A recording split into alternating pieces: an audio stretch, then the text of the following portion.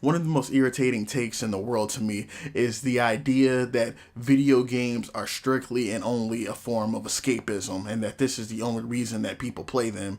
And I feel that this just couldn't be farther from the truth. I think that is a gross oversimplification of the reason that people come to games, and it makes it seem as though that anybody that's a gamer is like some sort of just um like weak, sort of just like scum of the earth type person that can't handle the realities of everyday life and needs something that they can like latch on to because things are too intense.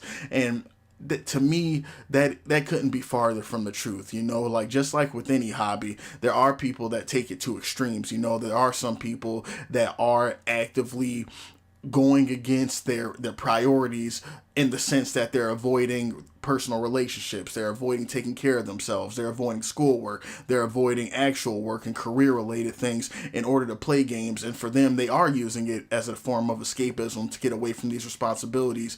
But I don't feel at all that this is indicative of the vast majority of gamers and what people come to this hobby for. To me, there's so much more to it than just like shooty gun aliens and like, oh, I want to be a strong man because in real life I'm a weak man. It's a so patronizing to me, to the entire gaming community. And I just wanted to speak about it a little bit because to me there's so many reasons that people come to the space of gaming.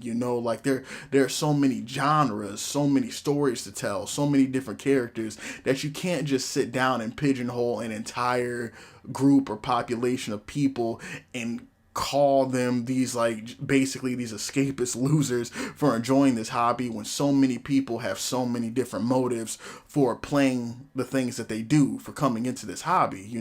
Some people enjoy the stories that are being told in these games. Like, then there's certain like RPGs or just adventure games that have literally, I've talked to people, and even for myself, that have been life changing, where people played like a story that was presented in a game and it literally changed their philosophy and outlook on life, the way that they view things, the way that they view the world. It made them want to change the way that they treat the people around them.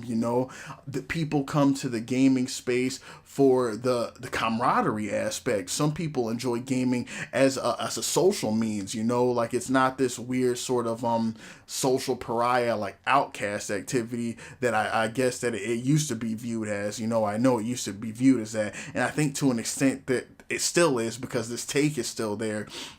And with how much gaming has evolved and changed over the years, some people have formed lifelong friendships and met the people that they are closest to this day through the means of gaming, like through their experience in like MMORPGs and shooters, racing games, sports, whatever have you. Like, for some people, it's not a means of escape so much as it is a means to connect, even. And for me, fighting games brought me this. When I think back on like my love for fighting games, like, it originally began out of a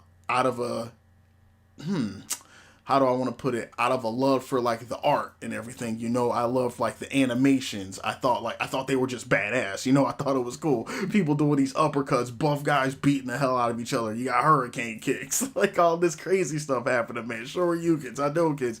To me originally, like, fighting games, like, I entered into it because I was just immediately attracted to the art style and everything that was happening.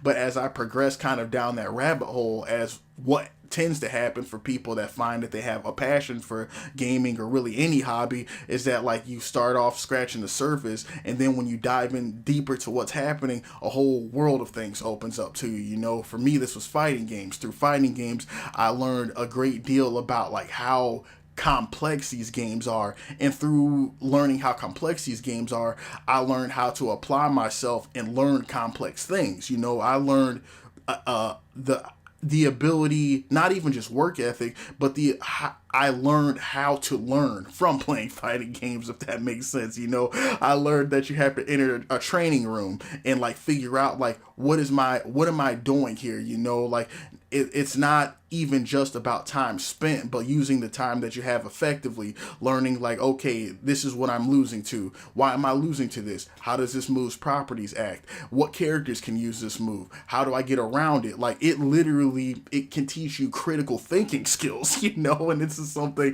that I'm kind of even just realizing as I'm talking, man. But when I really break it down, I think that a lot of the things that I've learned through my time in the fighting game space and like video games as a whole has taught me a great deal about how to effectively function even in the real world. You know, it's taught me so much about how to approach a task that seems overwhelming at first. And I've learned not only how to approach a difficult task, but also the mindset that you need to successfully approach a task such as this, you know, where I think a lot of us can be afraid to fail. You know, like when we get beat a bunch of times, it's easy to assume that, okay, I'm just bad at this, so let me put the controller down, let me like get out of this hobby, let me put down my ball, let me put down the pen, whatever hobby it is that you're getting into. And you start to believe that, well, I'm clearly not doing well, so that means I'm garbage and I wasn't meant for this, so let me quit. And through gaming, you know, through my time with fighting games especially, it taught me the fact that loss is a part of the process. Losing is just something that's gonna happen. You know, it's not something to be avoided so much it is something to be embraced. You know, I've learned a lot about the fact that you can have a hollow win and a meaningful loss, you know, and I think that'll be something that I even like can make a video about going into that whole subject by itself. But basically, I mean that like you can have a victory that is damn near meaningless because you got it out of luck or you don't even know how you won, and by the same token you can have a loss that even though you may not have taken the match, you may not have gotten the victory, the things that you learned while playing are going to be with you into the future and make you a better player overall, you know.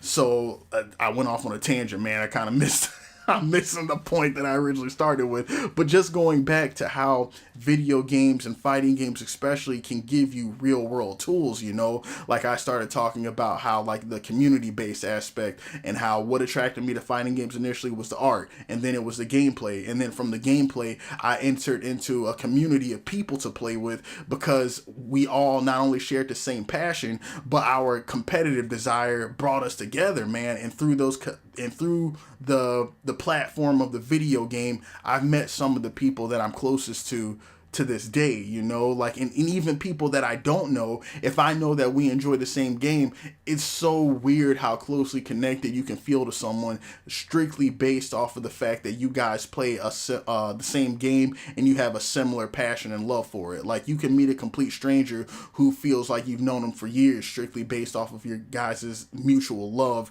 for this one thing, you know. And I know that this isn't just video games, you know. I know that this can be said for a variety of different things, but I just want to explore how video games are so much more than escapism, you know. Like, it's not just about like trying to run from responsibilities and that's why you play games. It's not about like being childish and immature and not wanting to do quote unquote like real adult things.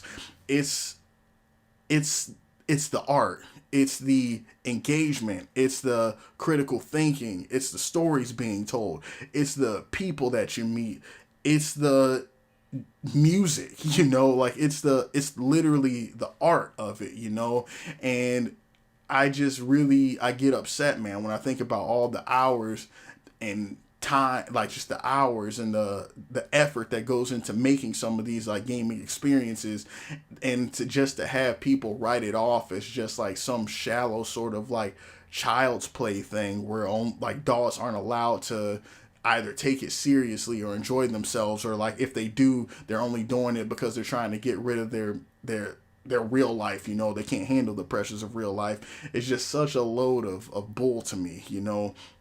If nothing else, I just want to present the argument that there may be more to gaming than meets the eye, you know, and that even though like you personally may not understand it, or somebody you know personally doesn't understand it, that doesn't mean that gaming as a hobby is any less significant, I guess, is any less valid than anything else that you might want to do. You know, there's so much that can be learned and gained and experienced through this hobby, man. And I recommend it to anyone.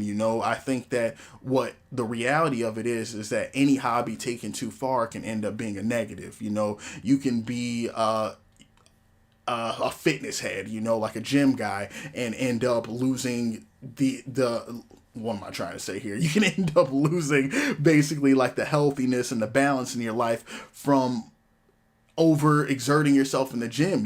Like that starts to take over your life. It can be maybe like you're a football player, a soccer player, and whatever, man, whatever, like the typical traditional, this is what adults do, like they watch football. I don't know, man. I'm so far removed from what's normal anymore. I don't even know what that means.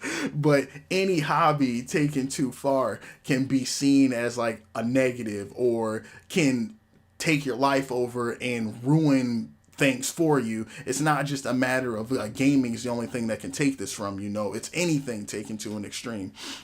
And I just wanted to talk a little bit about why I see gaming as so much more, I guess, than some other people view it. Like, I know that it's not just this weird escapism thing that only losers do, Like, I got a full-time job, wife, kids, whole shebang, man. Like, on the surface, I look like a pretty normal functioning adult. Like, it's only until you start to get to know me a little bit that the cracks begin to form and you're like, oh, this guy's a nutcase. But in reality, like, I have the things that a traditional adult in the United States of America is presented as needing to have in order to be considered an adult, And I also have a deep and avid love for gaming, like collecting certain things, playing certain things. All of it, man. Like, some of these gaming experience that I have would be things that I wouldn't trade for the world, either because of the stories that I experienced or because of the people that I got to share those moments with. So I just want to speak on the fact that, like, gaming's valid. You don't need me to say that. You don't need anybody else to tell you that. But if you ever come across somebody or start to get in your mind that you feel like this hobby is dumb because like outside pressure, I want you to realize that no, like you're fine, man. Enjoy what you're doing, do what you love, and as long as it's not taking over your life, I guess, as long as it's not making it so you don't share experiences with those you love, that you're not taking care of your responsibilities, that you're not spending time with your kids, husbands, daughters, brothers, sisters, what have you. As long as you're able to maintain those things, but still have your hobby and still enjoy it and love what you're doing, then you don't have a damn thing to feel bad or guilty about. Gaming is pretty damn awesome. So that's all I had to say. I'll talk to you guys in another video, man. Take it easy.